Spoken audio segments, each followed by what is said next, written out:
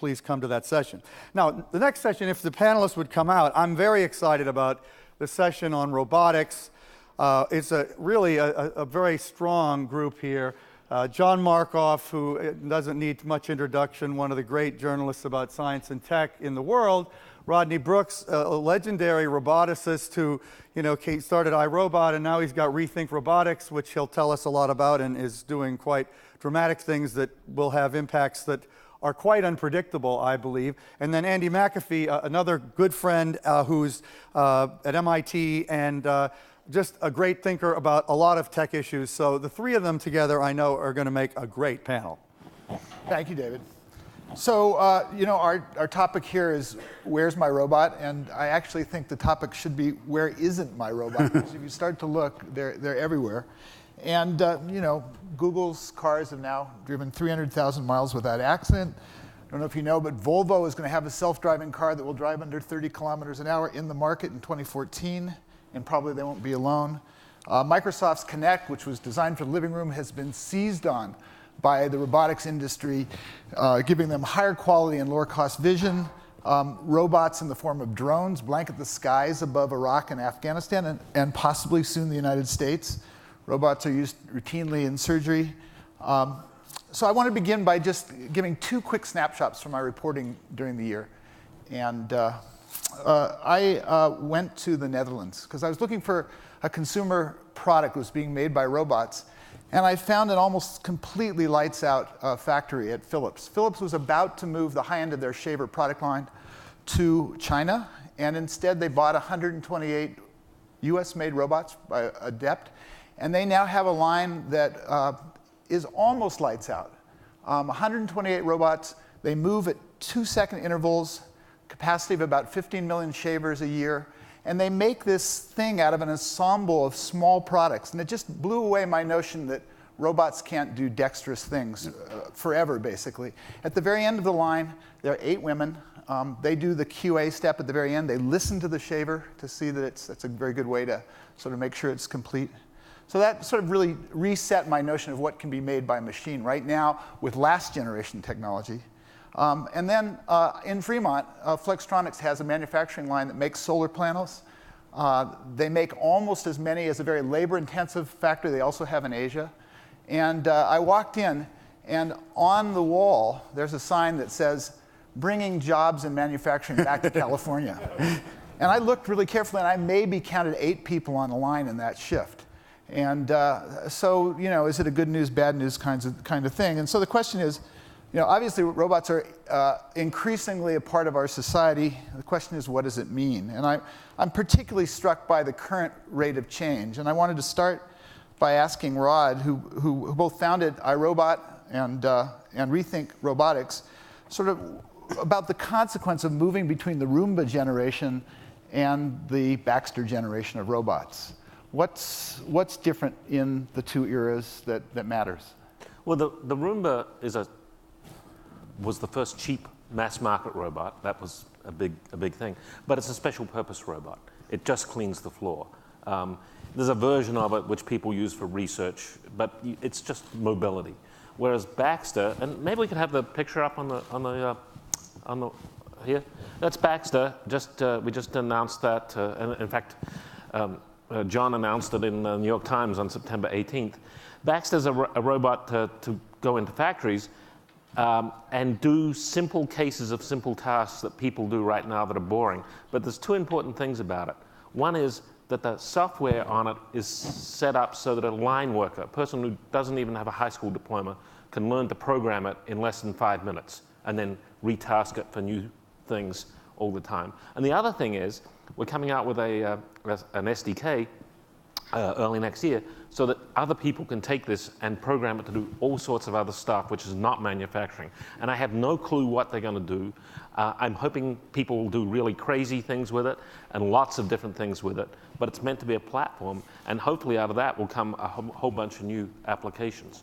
So the difference is, it's like when we had a Pong, special purpose Pong machine, could play Pong. But then you got a PC or an Apple IIe that could have different programs run on. This is meant to be programmable at that researcher end.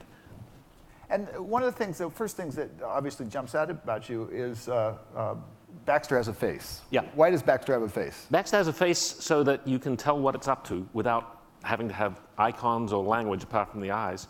When it's about to reach somewhere, it glances where it's about to reach, so you're not surprised by it. And you don't have to train someone that glancing before you reach means you're about to reach. People know that from interacting with humans.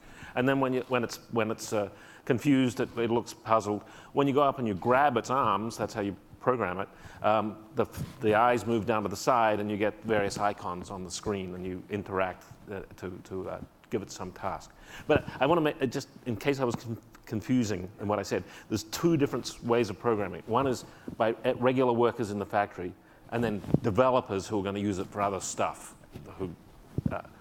You chose not to put feet on Baxter. Was that, was there a particular reason that Baxter's not wandering around the world yet? Yeah, with those two hands on there, there's 18 custom gearboxes in that robot already, and that's a crazy amount of development to do to put the product out there. So we just have a passive base, but it bolts on there. We expect third parties will probably come up with mobile bases for it before too long, but too much to do all at once, so we tried to narrow it down. And my sense about Baxter too is it's not a one motion every 2 second kind of robot. It's slower, it's less precise. It's force-based, so it's not a precision.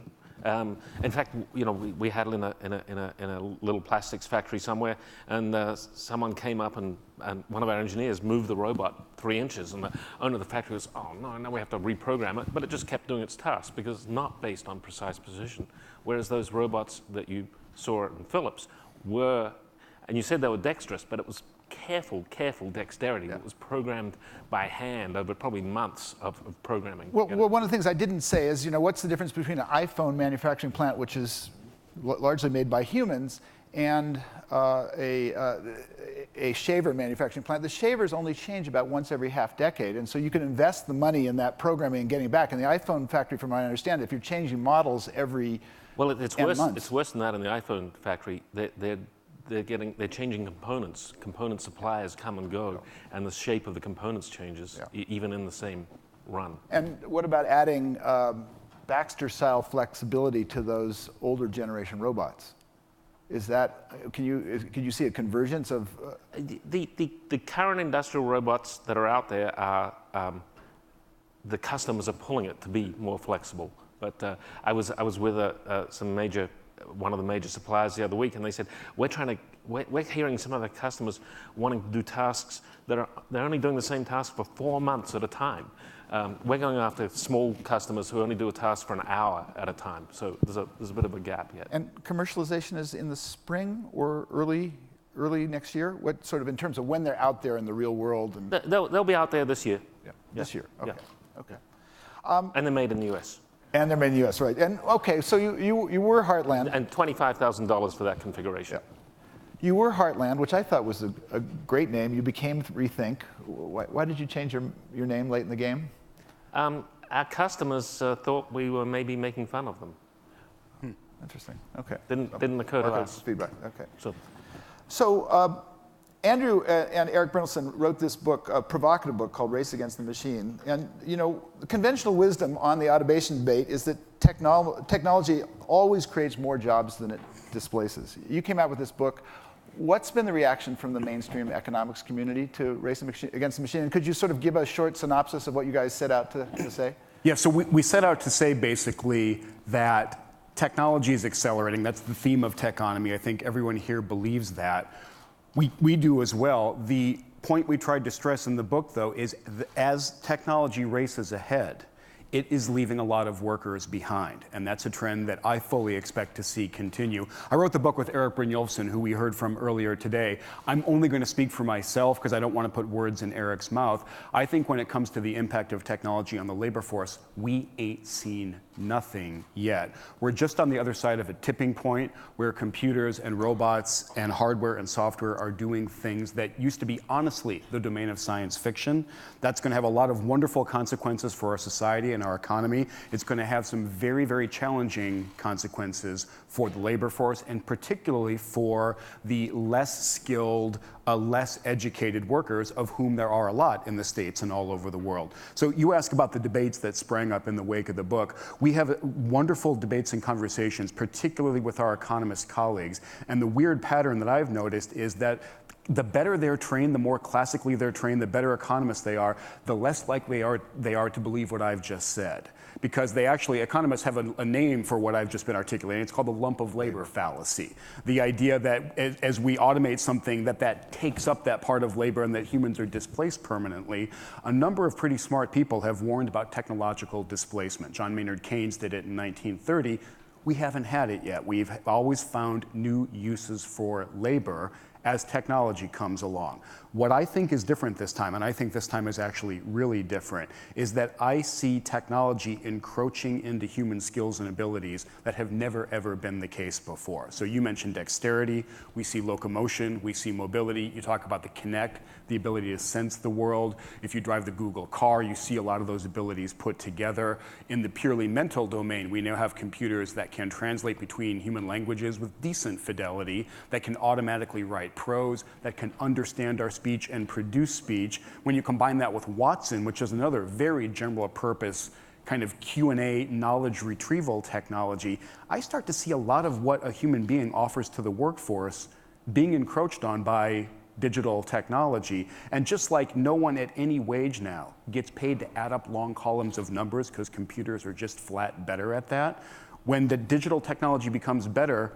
the employers hire the digital labor, not the human labor. I expect that trend is really going to continue. And I fully believe and accept that there are going to be new industries, new companies, new economic activity. What I don't think is that there are going to be new human skills discovered.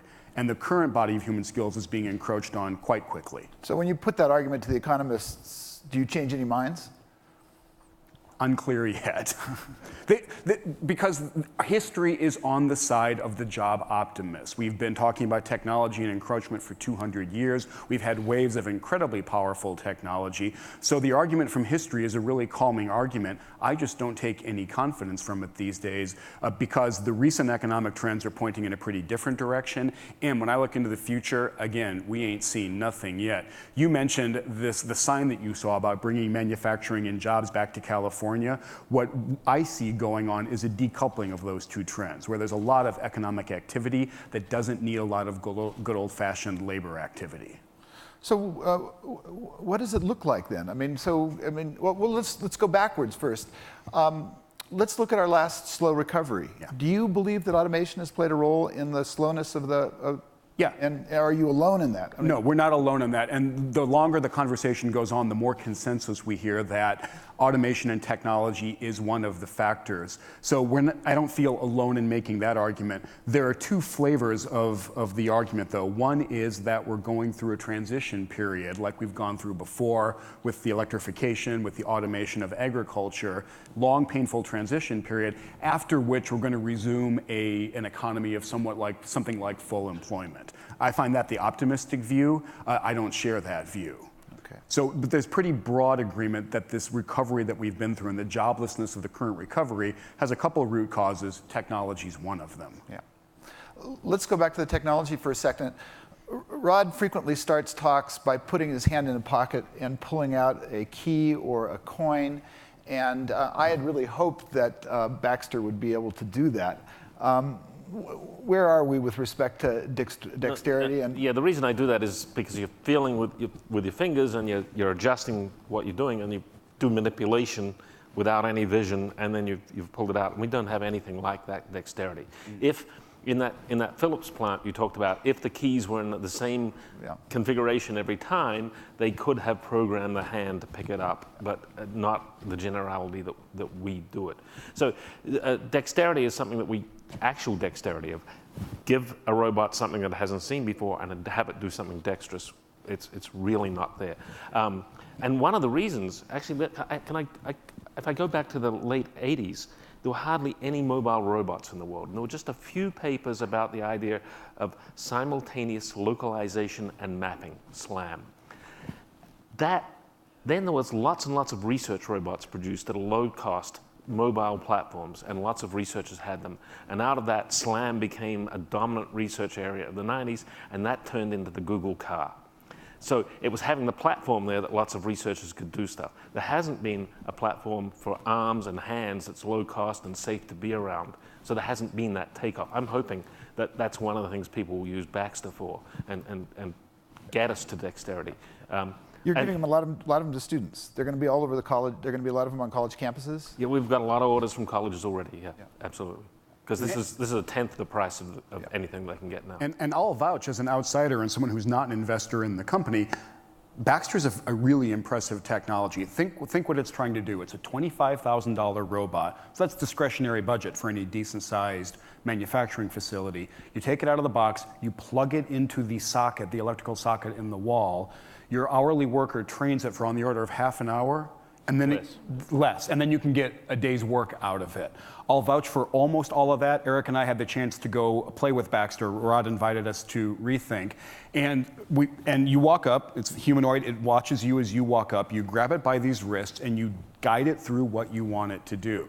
So Eric and I are playing with Baxter, and we were proud of ourselves because we got it to recognize a part on a shelf and pick it up, and then Baxter didn't do anything. And Eric and I are thinking, it's kind of a failed demo. I've got to reboot this thing. Rod walks up and says, hey, if you're going to program a pick-and-place operation, you have to tell it where to place as well. Baxter's waiting for you. And Eric and I said, great. Now, between the two of us, we have 8 degrees from MIT and Harvard. And I think that's the problem. We were probably just overthinking the situation. But you're saying you've seen hourly workers train this thing in a matter of minutes. Yeah, they've never seen a robot before, and a few minutes later they're training it to do a task that is in their factory. And that, by the way, I've been arguing that this is not meant to replace people, it's meant to make them more productive, and that was why I made it so that ordinary line workers could program it, because it wasn't, this technology that's coming down from above, and they're not allowed to be part of the equation. Because I really think that's going to lead and I hear that and I believe it, but you also know that the trend in manufacturing is incredibly clear. In America, there's a lot of talk about the crisis in American manufacturing. Let's be clear about some things. The size of the American manufacturing industry grows every non-recession year. Value added by American manufacturing is huge and getting bigger all the time, while employment decreases year after year. And the first explanation for that is an outsourcing one. We're sending all that to China. The peak manufacturing employment year in China was 1996. It's gone down most years since then, while output from China has absolutely skyrocketed. So the trend in manufacturing is super clear. Output going up, employment going down. I can't think of any economic law that says that that's not going to apply more broadly across industries as technology continues to do its work. A question about China. I had thought that China, if they automated, might suffer dramatically, but I've heard that China actually has this demographic sort of slot coming that they need robots more than we do, perhaps. Do you know if that's... I don't know about the demographic slot. I do know that they're going to be at least as eager to buy robots as any other country's companies. So does that end the onshoring trend? I mean, if China follows us and automates, do they have a cost advantage and do the jobs stay there? Well, I think Rod's point is that if you take labor cost out of the equation, it makes a lot more sense to do your manufacturing close to your home markets. It makes a huge amount of sense. But again, the trend is super clear. Output, economic activity going up, overall employment in the good old-fashioned industrial job sense of the word going down. Yeah, and just to give you a statistic, the productivity of American manufacturing workers has increased by 3.7% on average for 60 years. Yeah. That's a pretty big growth. That's amazing. And what you're doing is going to continue that healthy trend. So what's the equivalent labor cost of what does Baxter work for? We're saying it's under $4 an hour. Under $4 an hour. Yeah. So, okay, but at the same time you argue that Baxter's not a job killer. There are tasks on the factory floor that are displaced. Where do the workers go? Our argument is that it makes it more attractive not to outsource to other places, but to do it locally, and so that and the people we're talking to, our customers, the there are 320,000 manufacturing companies in the US which have less than 500 employees. That's who our primary target is. They don't have robots right now because the overhead of getting them in is way too high. So they're viewing this as a way of increasing what they do with their existing labor forces, because they're actually having trouble over their labor forces. People don't want to go into manufacturing as a job, and the age of the average manufacturing worker is getting older and older, and some companies are very worried about where they can get replacement workers. So I've been instructed to let people into the conversation sooner, but I have a couple more questions. I think we have about 15 minutes left, and so we'll try to make this open sooner. So go all the way back to SAIL, Stanford AI Lab, where you were. At the very beginning of the computer revolution, there were two laboratories in the Stanford area. One was on one side of Stanford. It was Doug Engelbart's laboratory. He wanted to augment the human being. The other was on the other side. It was SAIL. It was John McCarthy's laboratory. He wanted to replace the human being. And I'd argue there's been this tension in this world of designing these machines since then. Let me give you an example. There is a company now in San Francisco called Momentum Machines that is building a robot that can make hamburgers, can make 400 an hour. It can make a perfect hamburger. It seems to me in the hamburger making fast food industry, a machine like that would be readily adopted. And I guess I'm posing that as an example. Should we automate everything we can automate? I think we will be having people and machines working closer together, robotic machines. I mean, that's what's happened. The computer didn't get rid of the office worker. Now, overall, the total number of office workers may have gone down, but it changed the nature of work office workers did. So they never add the 12, the long list of numbers, Yep. but a regular office worker was able to program the machine to add those numbers through spreadsheets. So getting people and robots will be working together, I think, is where we'll have stuff happen. And more is that you wrote a book a decade ago, I think it was called Flesh and Machines. Yeah. That I think it argued for a fusion of... Well, it did, that too, which pretty- we're also starting to see. There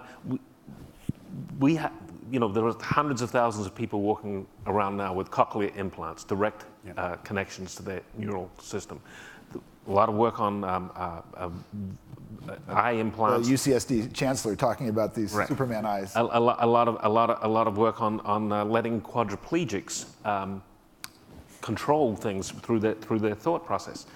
It's not going to be long before people start augmenting themselves. Plastic surgery started out as a clinical thing for burns, and now people use most plastic surgery just to improve themselves. And we started to see it in the last Olympics. The guy with the artificial feet was... You probably saw it a lot where you didn't see it, actually. I mean... it probably happened a lot, yeah. But John, you're posing a bit of a false dichotomy here about augmenting human labor versus replacing it. In the book, we put a quote from one of your stories about e-discovery software, which lets one lawyer do the work of 500 during a discovery process. Okay, it's augmented that one guy by a huge amount. It's also fair to say that it replaced the work of 499 other ones. So outside of these fairly narrow ranges, like putting cochlear implants in and augmenting our vision, that boundary between augmenting and replacing is an incredibly blurry boundary. The net effect is the same, much, much greater productivity. Okay.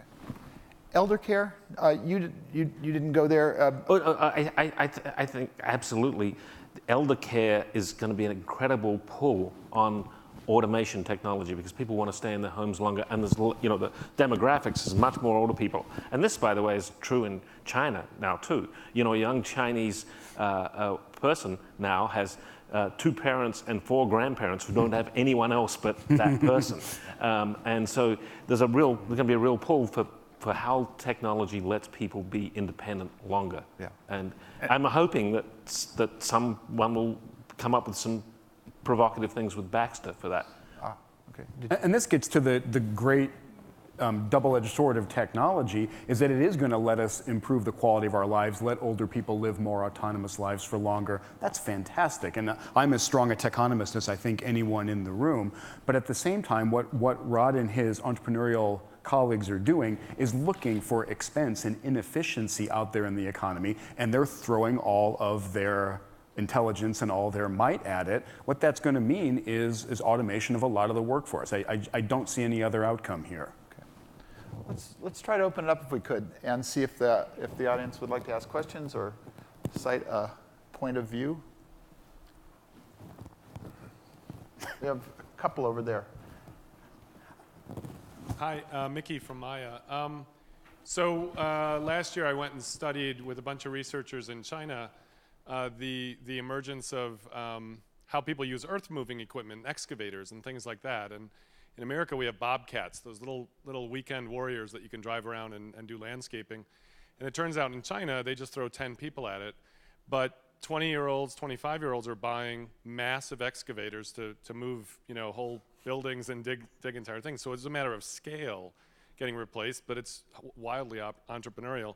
Do you think there's sort of a potential in China for a Rodney XL, or in other words, a different scale of what this might be here in the West? I mean, I certainly do. A couple more ticks of Moore's Law, and you've got automation that works more cheaply than Chinese labor does. So I can't see anything that would stop that trend. And the peak, you said the peak labor was 1996. Things have been outsourcing from China from around that time. I was making toys in China in the late 90s, and it was too expensive to do the sewing in China then. We were doing that in Vietnam, and now more stuff moves. And it's labor, because of the entrepreneurship and the standard of living is going up in China, labor is harder and harder to get in China for a lot of these things that has been there since in the 90s. I mean, my view is that outsourcing is a way station on the way to automation. We had let's see, a question there. So Stephen Sprague, Wave Systems. So what are we going to do with everybody? I mean, the really interesting challenge we have today, and you see it in the current employment crisis because of housing, right? Housing has been a fantastic absorber of those kids who graduated from high school. A lot of them can learn to solder pipes and they might be much higher functioning people, but for whatever reason, the opportunities in life put them in a position to build the cabinetry in your house after years of experience. It strikes me that the vocational model and the training model really needs to be addressed. In education, we don't talk about that. It'd be interesting to have a study of how many grade schools already teach programming at a reasonably high level. Because in our part of the world, the answer is 0. Yeah. So I heard two different questions there. One was about what are we going to do with all these people, and another one was about education. The first one, I honestly believe, is the $64,000 question that we're going to confront over the next generation, and I don't think we're having that conversation yet like we need to. When we were writing the book, we came across this fantastic quote from Voltaire. He said that work saves us from 3 great evils: boredom, vice, and need. Of those 3, I think need is the easiest one to take care of. We're going to have a ridiculously affluent society because of all this technological progress. What does a meaningful life look like in a world where work is a lot more scarce? I don't know. The second question you ask about education, amen. I don't think we're doing a great job of preparing the current workforce. We talked to a lot of CEOs who said, I want to build things in the US, and my factories are so much more productive now that I need hundreds of people inside them instead of thousands like I would have a generation ago. The problem is I can't find those hundreds of people. The skills have moved on so much that I've got to go work with multiple headhunting firms to staff the hourly labor needed for my factories. I don't know whether there's another trend going on which I find incredibly interesting, and I don't know whether it absorbs much, but it's the whole do-it-yourself or maker trend. Yeah. And 3D printers that are cheap enough for a person to have, CAD tools that you can use. So there's a lot of little entrepreneurial places. Some of them are enabled by a company called MFG.com. People may not have heard of it, but it's a marketplace where little 1-2-person companies, machine shops, who used to have an addressable market of 3 miles, now have an addressable market across the country because of standard CAD software, the existence of FedEx, and online payment services, and the internet being everywhere. Yeah. So all these new sorts of automation tools that ordinary people can interact with, there's going to be a lot of entrepreneurial activity of small people doing stuff they wouldn't have done before. And so the manufacturing corporation structure may end up changing. I don't know. And it's absolutely true that technology is putting work back into the economy via these micro multinationals that you're talking about, via a lot of the crowdsourcing and group work platforms that are out there. So technology is not just taking work away, it's putting it back in. That work tends not to look like good old-fashioned industrial era jobs that have benefits and healthcare and things like that. And we don't quite know the balance of how much work is being put in versus being taken out. One of the pieces of research that Eric and I are working on going forward is trying to get our minds around the new kinds of work taking place in this economy. Well, it's sort of like what Eric was talking about this morning, this hidden free stuff. A lot of people put a lot of work into Wikipedia. What other things involving physical stuff are they going to start putting work into on a free basis? That maker design thing, Boston Dynamics, which is a DARPA-funded company that's responsible for Big Dog, which you've probably seen the internet videos, and Cheetah. Cheetah, they sent a CAD file of Cheetah's femur somewhere, and the next day by FedEx, or I guess 2 days, a titanium femur comes back. You can put that on mfg.com and you'll get bids. Yeah. And it's stronger than standard titanium. This is a good time to be a smart, technologically sophisticated entrepreneur. All kinds of opportunities are open for you. If you're a kind of mid-skilled, mid-educated, mid-ambitious knowledge worker, I think things look pretty chilly. Yeah, right there. Yes. Hi, I'm John from Hyundai Motors. Car companies today are embedding the robot to create self-driving cars. Do you see perhaps an evolved form of Baxter driving the car instead of embedding the robot into the car? Well, that's actually one of the there's a DARPA grand challenge happening now where the robot is supposed to drive the truck so that you can get assets which are not pre-made to be robotic into a dangerous nuclear sort of situation.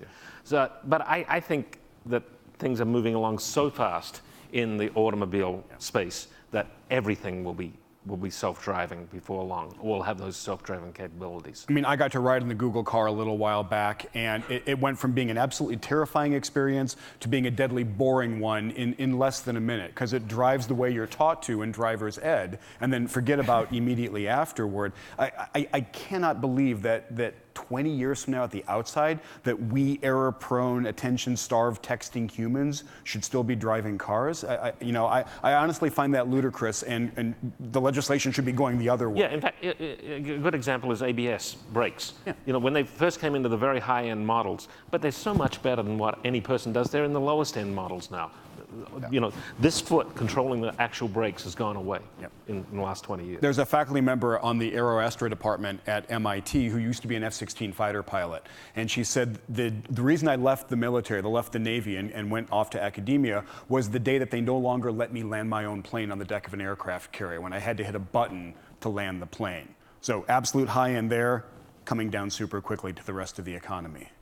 I absolutely agree with you, but I have to note that I'm one of the few people who's been in a robot car crash at speed, which is, for a reporter, the absolute best thing that happened, to be in a crash you can walk away from and write about. Yes. The Google car that won first, testing in Arizona, actually, 30 miles an hour on a desert road. Sam Stathis, Theometrics, not a construction question. But are we really afraid we're going to run out of jobs? Yes. Yes. Okay. But, yes. He is. I've witnessed 4 recessions. I came into business 1980. 1988, we couldn't get enough workers. 1990, end of the 90s, couldn't get enough workers. After every one of those recessions, it took longer and longer for the employment peak to come back as we move deeper and deeper into the computer era. With this one, we're nowhere near the same employment we had, even though GDP is back, even though business investment is back, even though profits are higher than they've ever been, employment is not back. By the way, I'm not going to debate with an economist and 4 degrees from MIT. I want to make a point, though. I do want to make a point. Many people do not want to work in the factory lines in America and other parts of the world, and they don't want to work on unskilled labor. So our children and our next generation is going to school and getting master's degrees and PhDs so they don't have to do those jobs. And if we look at the economics of the people retiring faster than the next generation coming into these manufacturing jobs and lower skill projects, we better look at the problem, which is a staggering problem, that when the baby boomers retire in 10 years or so, And the next generation is not going to be taking these manual jobs. We better think, if we don't have robots and other technology helping us, who's going to do them? Yeah, I agree with you. And the fact that people don't want to do jobs is very important.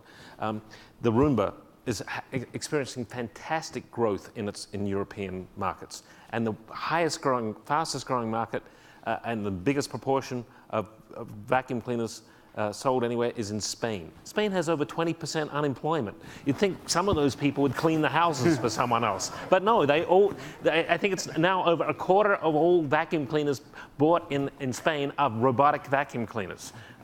Because people don't want to do that. You're exactly right. Other questions? Here's a question here.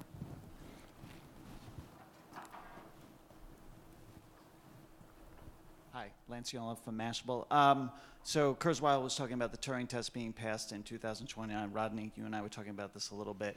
And you've talked a lot about manufacturing robots. But I'm wondering if especially you, Rodney, are willing to recalibrate the future of when we're going to have the more Android-like robots that everybody imagines. Last time I talked to some roboticists, they put it like 50 years out.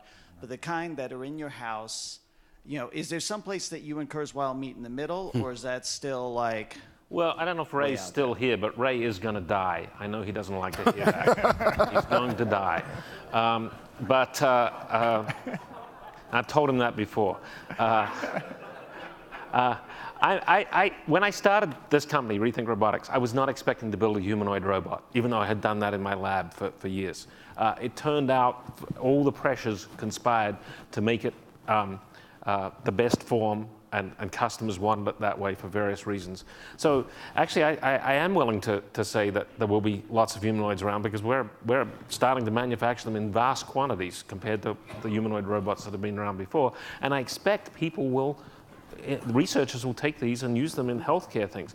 I think 4 years ago, if I'd gone to a VC and said, I want money to build a healthcare robot, they would have rightly thrown me out, because there's no model for who's going to pay for the services. But having the platform there that people can experiment, I think, is going to lead to some good ideas that come out of it. So I think within 10 years, you're going to start to see humanoid robots. But we should keep in mind, too, if Kurzweil is right, there are no jobs in 2029. It's a straight mapping. Now, I have my disagreements, too, with the singularity. But when we have that artificial mind, every rational employer would employ them. We're out of time. Go look at the Boston Dynamics Atlas video that's on YouTube right now. We're deeply into Terminator territory already. So thank you. I can't wait to watch Baxter, and I can't wait to read your next book with Eric. John, thank you. Yeah. Thank you.